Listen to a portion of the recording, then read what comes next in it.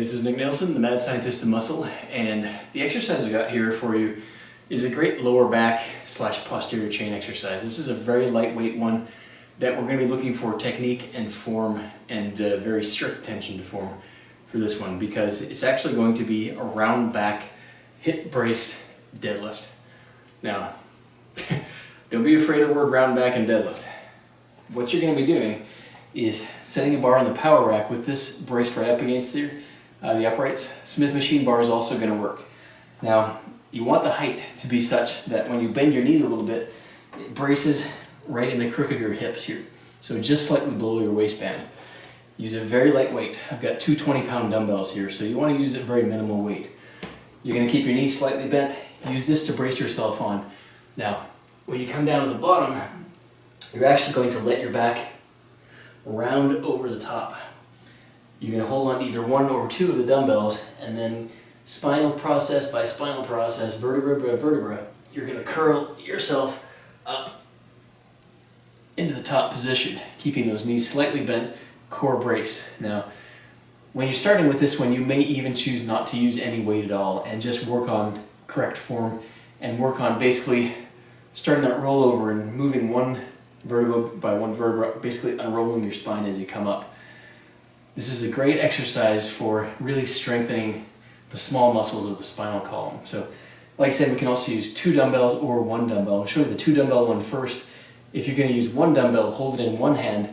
Strive to keep your body straight as you come up, but because you're only holding one, it's going to put a lot of torque, anti-rotational torque on the spine. So your job is to keep your shoulders square, keep your hips square, and compensate for just having the weight on the one side by contracting those contralateral, those opposite side muscles. So, knees slightly bent, feet locked in. Lower back rounded over, and then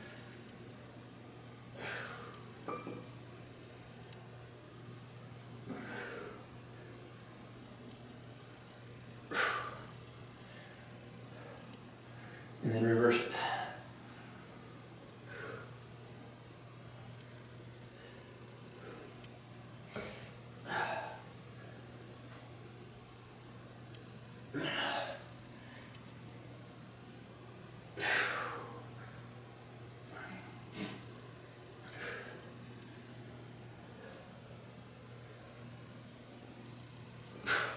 Now you want to do these very slowly and very much under control.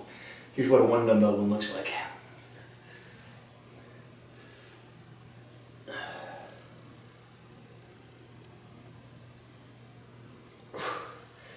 Now I recommend keeping the other hand with it so you can gauge how level your shoulders are based on where your other hand is.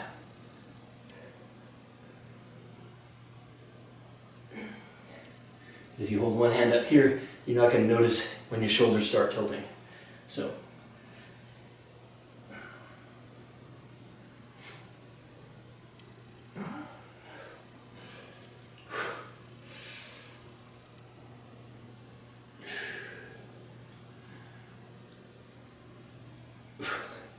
now, you'll notice when I'm doing these that I'm not coming up to complete lockout and losing tension at the top.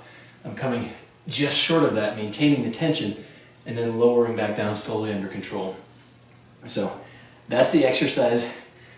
Again, knees slightly bent, hips braced up and in against the bar like so. This is going to really allow you to focus on lifting with the lower back, with those spinal erector muscles, and using the small muscles to really stabilize your spine as you're doing this. This is not a hamstring exercise, which is more of a big movement, like a stiff legged deadlift or a Romanian deadlift.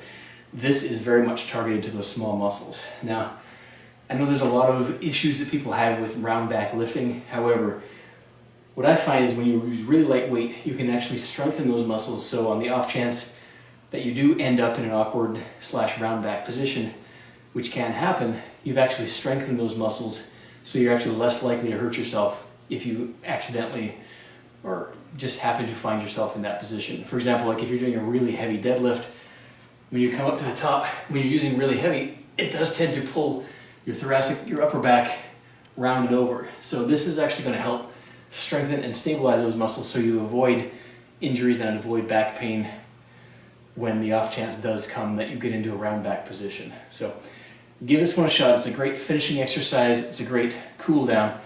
Again, use really lightweight, go for feel, go for a slow movement, and if you feel any pain, don't do it. But this is going to allow you to use a Smith machine or a power rack in lieu of a hyperextension bench if you don't have one. So give it a shot, let me know how you like it.